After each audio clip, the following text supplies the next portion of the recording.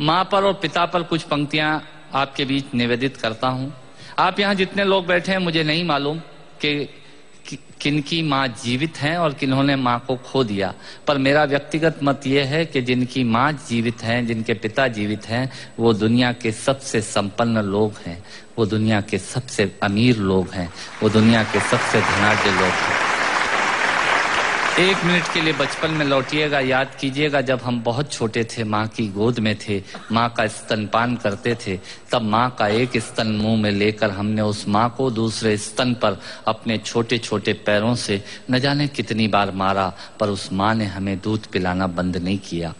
मित्रों, लात खाकर भोजन देने की शक्ति उस परमपिता परमेश्वर ने दुनिया में यदि किसी को दी है, वो सिर्फ माँ को दी है। माँ के अलावा ताकत किसी के पास नहीं है। और माँ की वंदना में कविता पढ़ता हूँ।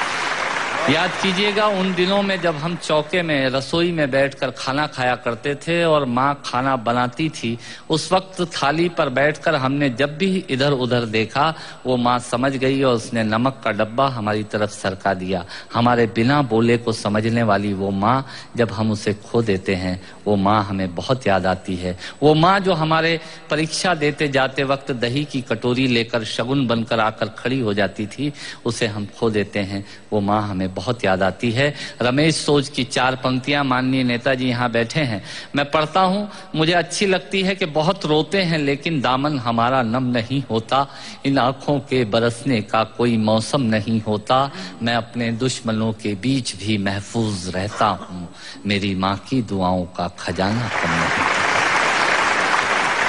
स्वामीनाथ पांडे की 3 पंक्तियां सुनाता हूँ। स्वामीनाथ पांडे ने 3 पंक्तियों का उपन्यास लिखा। अमिताभ जी बैठे हैं, जया जी बैठी हैं।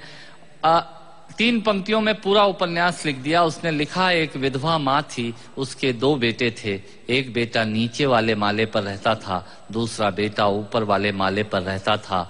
विधवा माँ 15 दिन एक बेटे के यहाँ खाना खाती थी, विधवा माँ 15 दिन दूसरे बेटे के यहाँ खाना खाती थी। पर ये उस विधवा माँ का दुर्भाग्य था कि साल में जो महीने 31 दिनों के होते थे, उस एक दिन उस विधवा माँ को उपवास रखना पड़ता था।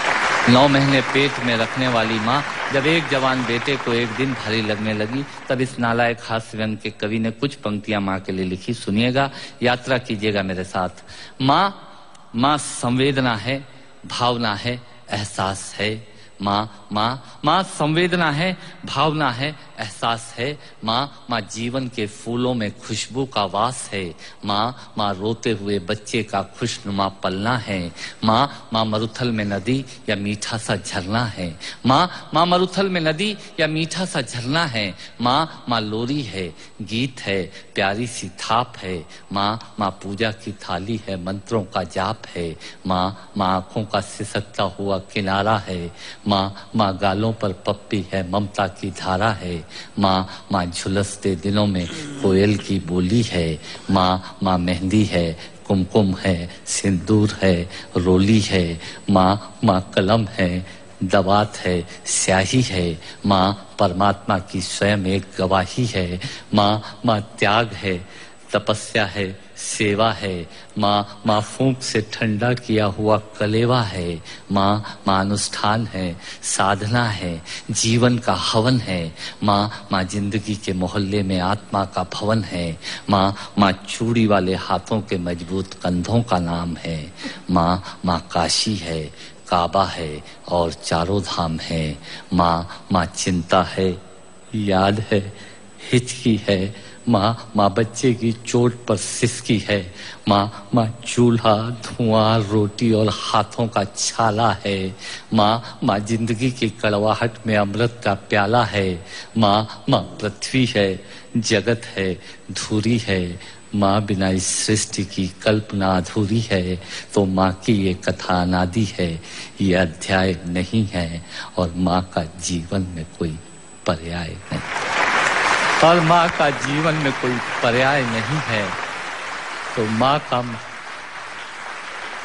माँ का महत्व दुनिया में कम हो नहीं सकता, और माँ जैसा दुनिया में कुछ हो नहीं सकता। माँ जैसा दुनिया में कुछ हो नहीं सकता। तो मैं कविता की ये पंक्तियां माँ के नाम करता हूँ। मैं दुनिया की सब माताओं को प्रणाम करता हूँ।